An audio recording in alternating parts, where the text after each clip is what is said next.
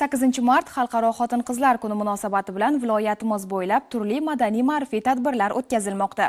Termiz shahrida tashkil etilgan "Sen aziz va muqaddassan ayol" mavzusidagi tadbirlarda ham go'zallik, nafosat, mehr-muhabbat timsoli bo'lgan xotin-qizlar ulug'landi.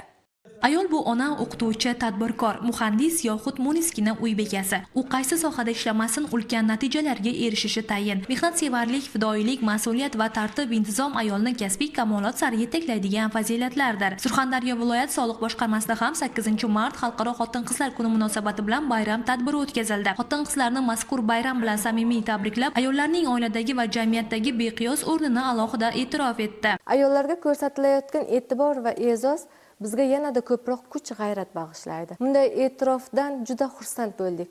Shu fursatdan foydalanib, barcha ayollarni bayram bilan tabriklab, ularga sihat, salomatlik, oilaviy baxt va ishlariga muvaffaqiyat tilayman. Tadbir davomida erkaklar bilan bir safda astoydil mehnat qilib, soha rivojiga munosib hissa qo'shayotgan soliqchi ayollarga minnatdorchilik bildirilib, esdalik sovg'alari topshirildi.